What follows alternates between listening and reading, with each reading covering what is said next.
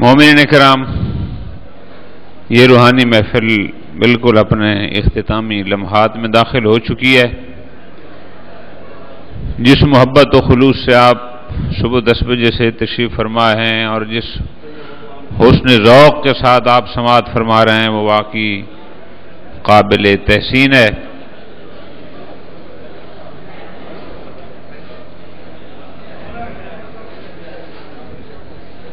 آج کی یہ محفل، یہ روحانی اجتماع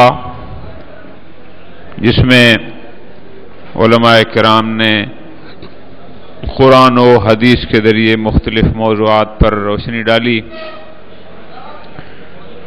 دعا ہے خداوند متعال ہم سب کو اس پر عمل کرنے کی توفیق عطا فرمائے۔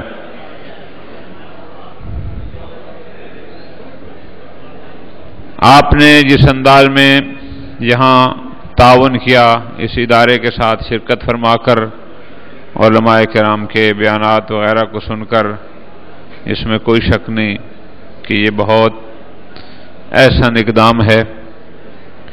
تھک جانا فطرت انسانی ہے، کافی صبح سے آپ یہاں بیٹھے ہوئے ہیں، اور اب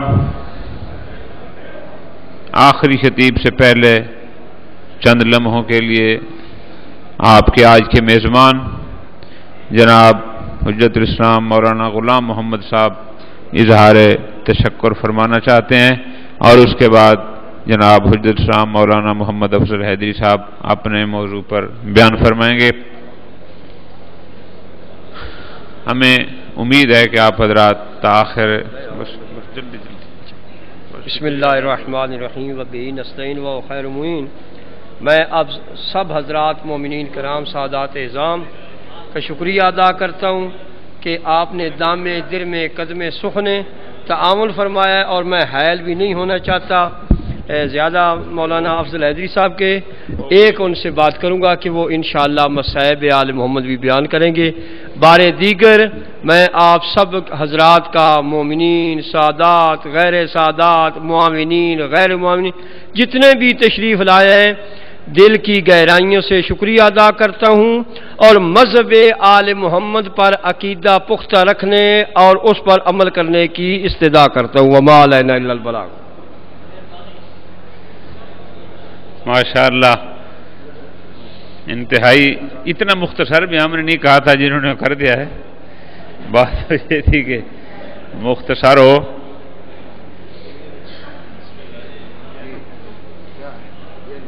بس ہو گیا۔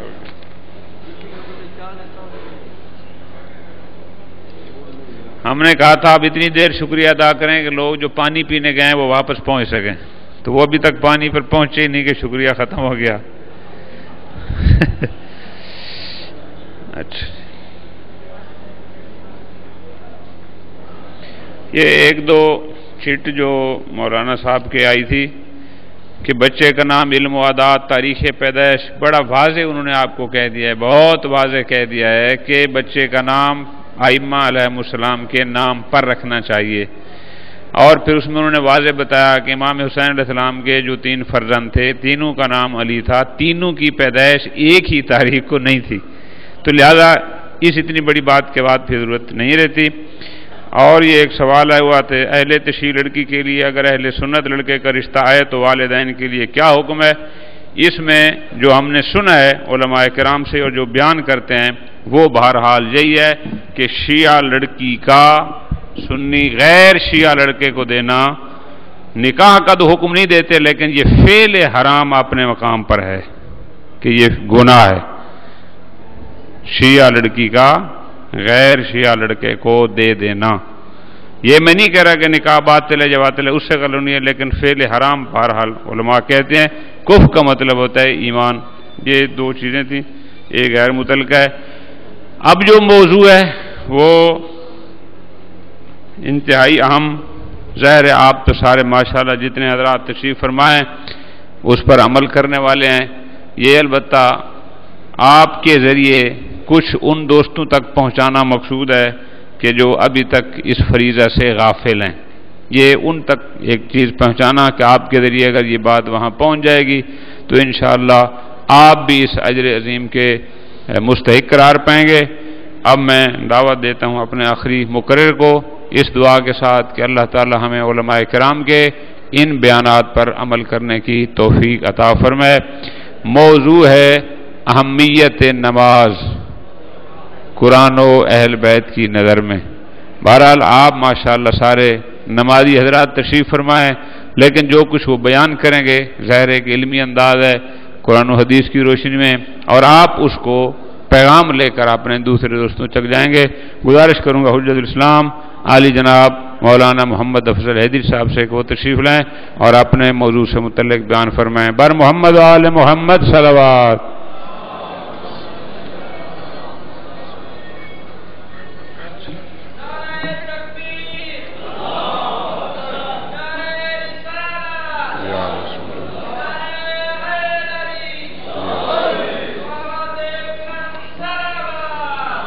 اللهم صل على محمد وعلى محمد۔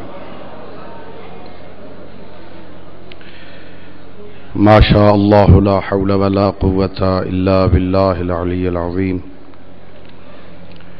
أعوذ بالله من الشيطان الرجيم۔ بسم الله الرحمن الرحيم۔ الحمد لله رب العالمين بارئ الخلائق أجمعين، والصلاة والسلام والتحية والإكرام على رسوله الكريم وأهل بيته الطيبين الطاهرين المعصومين الغر الميامين الذين أذهب الله عنهم الرجس وطهرهم تطهيرا۔ اللهم صل على محمد وعلى محمد۔ ورحمة الله على أحبابهم وأصحابهم وشيعتهم ومواليهم، ولعنة الدائمة الأبدية على أعدائهم أجمعين۔ أما بعد، فقد قال الله تعالى في كتابه المجيد وفرقانه الحميد، وهو أصدق الصادقين وقوله الحق۔ بسم الله الرحمن الرحيم۔ وَأَقِيمُوا الصَّلَاةَ وَآتُوا الزَّكَاةَ وَارْكَعُوا مَعَ الرَّاكِعِينَ۔ صلوات پڑھیے مرتبہ سے بلند اللہ صلی اللہ۔ دوستو، بزرگوں اور عزیزوں، صبح سے آپ علماء کرام کے علمی بیانات اور مقالہ جات اور علمی گفتگو سن رہے ہیں۔ اگرچہ ہمارے مزاج تو یہ ہیں کہ ایک عالم کو سننا بھی مشکل ہوتا ہے، چہ جائے کہ صبح سے شام تک ایک عالم ممبر چھوڑے اور دوسرا طالب علم آ جائے اور آپ بڑی دل جمی سے سماعت فرما رہے ہیں، اور اس سے بڑی مشکل منزل یہ ہے کہ آخر میں موضوع وہ دیا گیا جس موضوع پہ صرف نام لینے سے ہی بندہ تھک جاتا ہے۔ تھکے ہوئے مجمع کو تھکا ہوا موضوع سنانا، جس کا نام آتے ہی آدھا مجمع ویسے ہی مجلس سے اٹھ جاتا ہے۔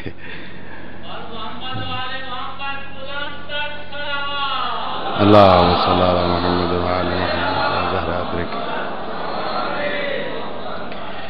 ظاہر ہے اب میں اسے یا اپنی قسمت کہوں یا آپ کی قسمت، اب آپ جب بیٹھ ہی گئے ہیں اور میرے ذمے یہ موضوع لگایا گیا ہے اور سنانا ہے میں نے، تو میں خواہش کروں گا ذرا توجہ سے سماعت فرمائیں۔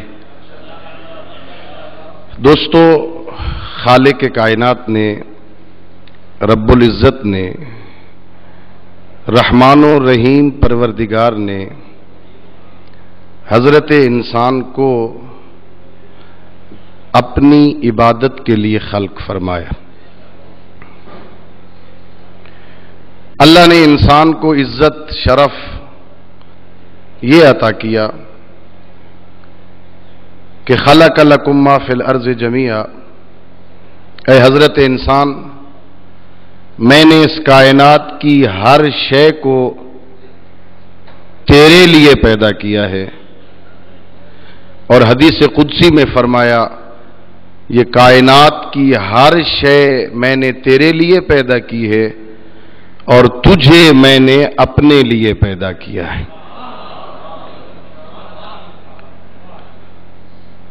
عبادت کا مفہوم اتنا وسیع ہے کہ جو انسان کی ساری زندگی پر محیط ہے۔ انسان کا ہر فعل عبادت بنتا ہے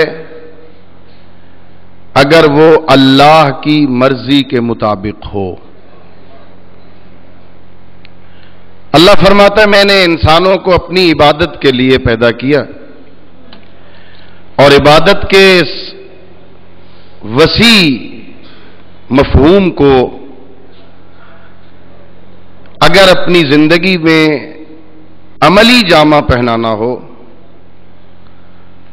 تو اس کا آسان طریقہ یہ ہے کہ اپنے ہر کام سے پہلے سوچو اس میں اللہ کی مرضی کیا ہے۔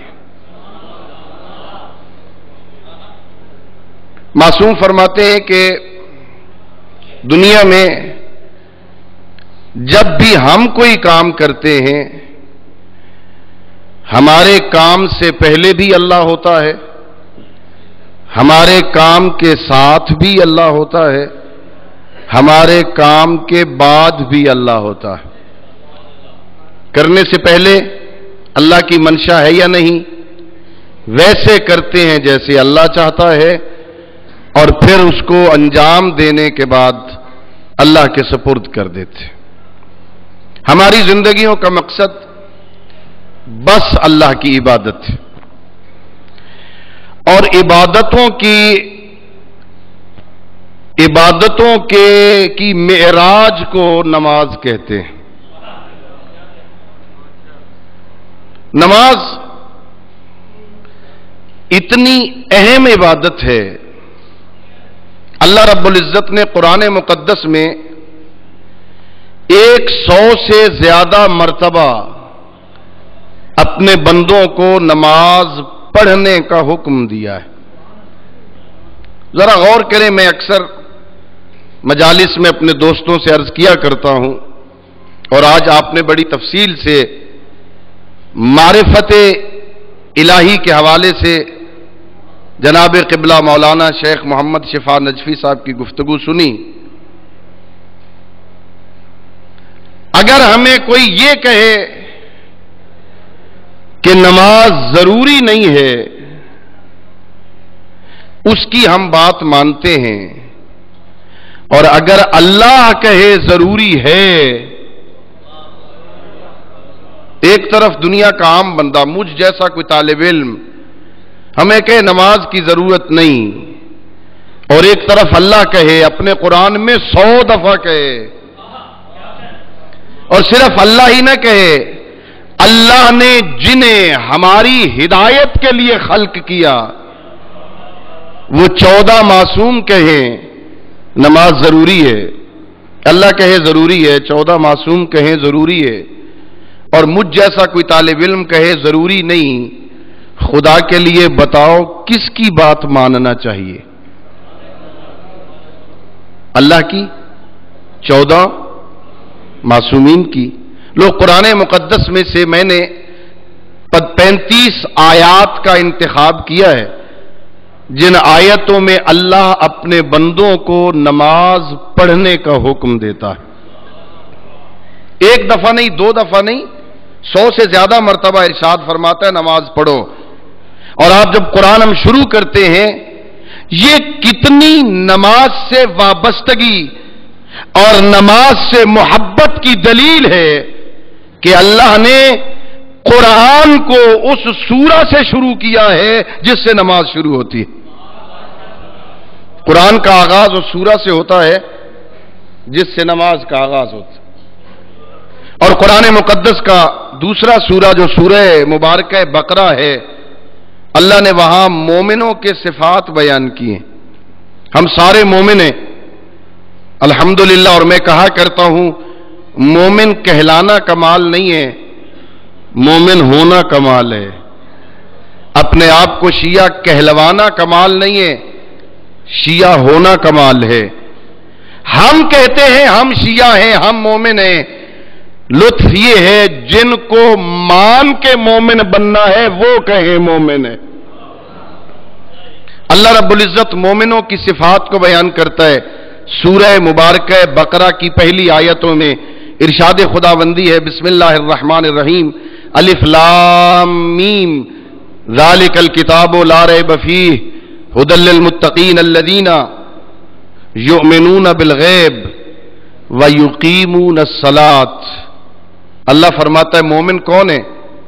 مومن وہ ہیں جو غیب پر ایمان رکھتے ہیں اور نماز قائم کرتے ہیں۔ مومن کی صفات میں سے ایک صفت یہ ہے مومن وہ ہوتا ہے جو نماز قائم کرے۔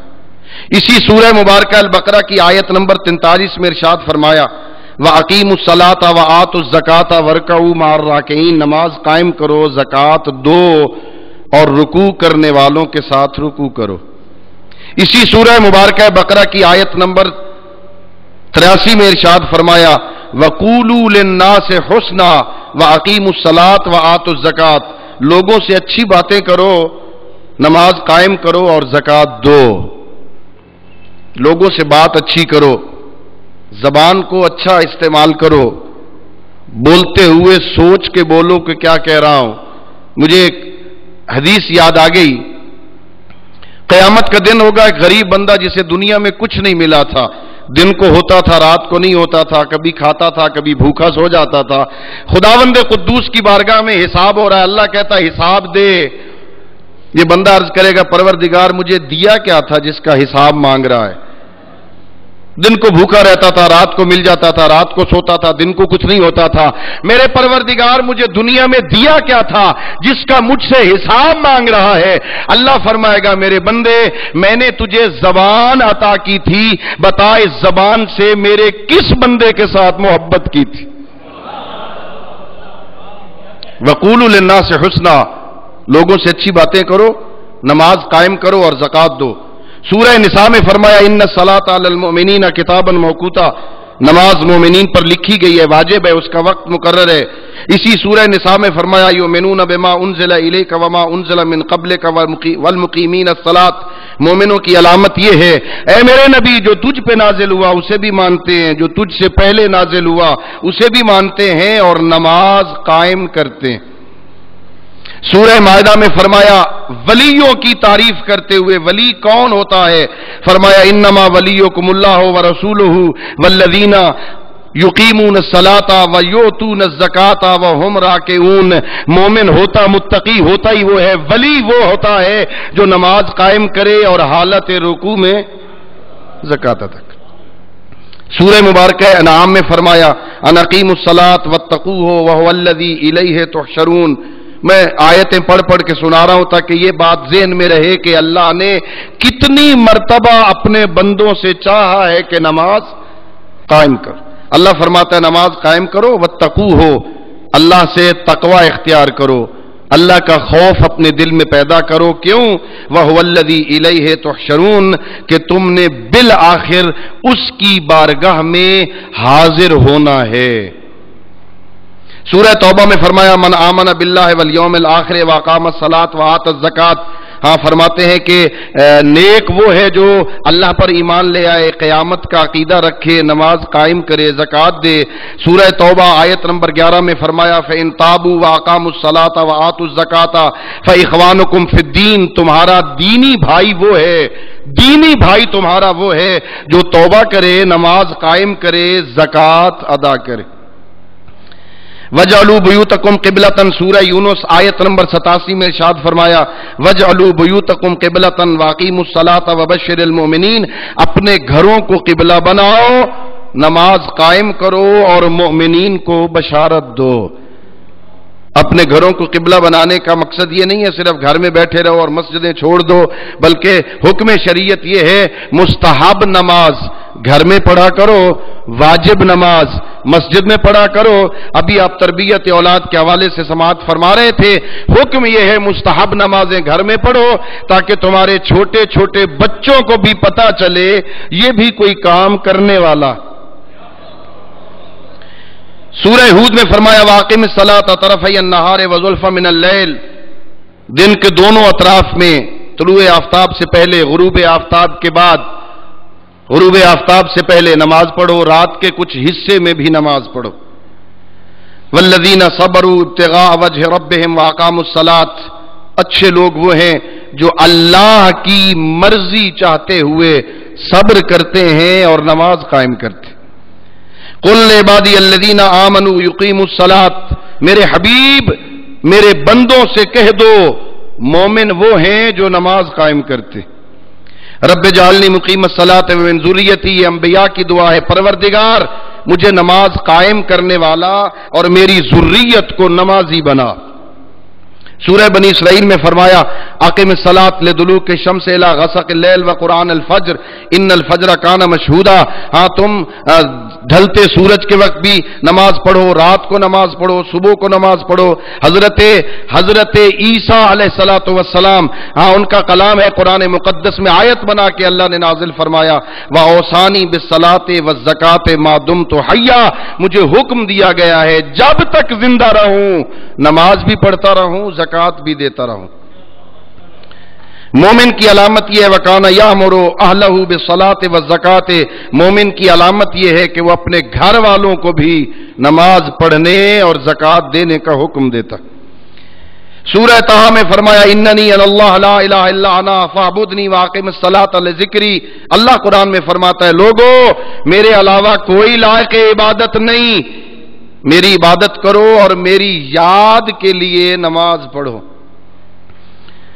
وَأَوْحَيْنَا إِلَيْهِمْ فِعْلَ الْخَيْرَاتِ وَأَقَامَ الصَّلَاةَ، مومنوں کی طرف انبیاء کی طرف وحی کی گئی نیک کام کرنے کی اور نماز قائم کرنے کی۔ اللہ رب العزت قرآن میں سورہ مبارکہ عنکبوت میں ارشاد فرماتا ہے ان الصلاۃ تنہی عن الفحشاء والمنکر، نماز برائیوں سے روکتی ہے۔ اللہ قرآن میں فرماتا ہے سورہ مبارکہ روم آیت نمبر 31 میں وَأَقِیمُوا الصَّلَاةَ وَلَا تَکُونُوا مِنَ الْمُشْرِکِینَ، نماز پڑھو مشرک نہ بنو۔ تارک الصلاۃ کو اللہ مشرک کہہ رہا ہے، نماز پڑھو مشرک نہ بنو۔ سورہ مبارکہ لقمان میں حضرت لقمان اپنے بیٹے سے کہتے ہیں یا بنی اقم الصلاۃ وامر بالمعروف ونہی عن المنکر، او میرے لال نماز قائم کر، امر بالمعروف کر، نہی عن المنکر کر۔ سورہ مبارکہ جمعہ میں آپ ہر جمعہ کو سنا کرتے ہیں وَإِذَا نُودِيَ لِلصَّلَاةِ مِن يَوْمِ الْجُمْعَةِ فَاسْعَوْا إِلَىٰ ذِكْرِ اللَّهِ وَذَرُوا الْبَيْعَ، جب جمعہ کے دن تمہیں نماز کے لیے پکارا جائے سارے کام چھوڑ کے دوڑو ذکر خدا کی طرف۔ اور فَإِذَا قُضِيَتِ الصَّلَاةُ فَانتَشِرُوا فِي الْأَرْضِ، اسی سورہ میں فرمایا جب نماز پڑھ لو تو رزق کی تلاش میں نکلو۔ وَأَقِیمُوا الصَّلَاةَ وَآتُوا الزَّکَاةَ وَاقْرِضُوا اللَّهَ قَرْضًا حَسَنًا، سورہ مزمل میں اللہ رب العزت فرماتا ہے نماز قائم کرو، زکات دو اور اللہ کو قرض حسنہ دو۔ اللہ رب العزت سورہ مبارکہ مومنون کی پہلی آیت میں کامیاب مومنوں کی نشانی بتا رہا ہے قد افلح المؤمنون الذین هم فی صلاتهم خاشعون، وہ مومن کامیاب ہیں جو اپنی نماز میں خشوع اور خضوع کرتے ہیں۔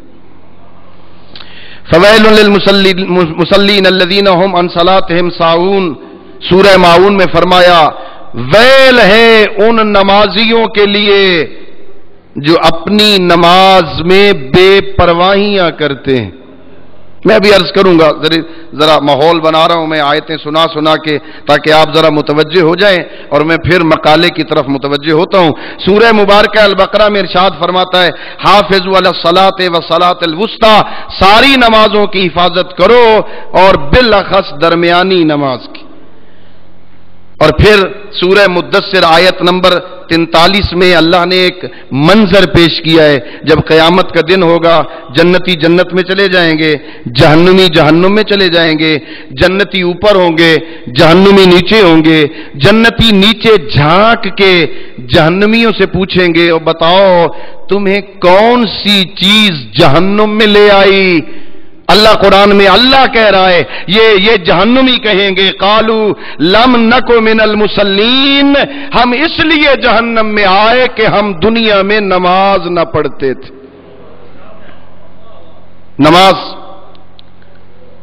نماز ایک ایسی عبادت ہے جسے کسی صورت میں ترک نہیں کیا جا سکتا. پیغمبر گرامی اسلام حضرت محمد مصطفیٰ صلی اللہ علیہ وآلہ وسلم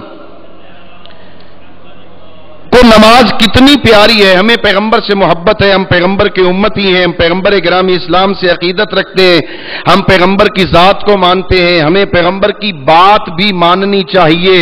پیغمبر گرامی اسلام کو نماز کتنی پیاری ہے, پیغمبر کو نماز سے کتنی محبت ہے. پیغمبر فرماتے ہیں جعل اللہ جل ثناؤہ قرۃ عینی فی الصلاۃ, اللہ نے میری آنکھوں کی ٹھنڈک نماز میں رکھی. میری آنکھوں کو ٹھنڈک پہنچتی ہے نماز سے. وحبب الی الصلاۃ کما حبب الی الجائع الطعام, مجھے نماز اتنی پیاری لگتی ہے جیسے بھوکے بندے کو کھانا اچھا لگتا ہے. اور پھر پیغمبر فرماتے ہیں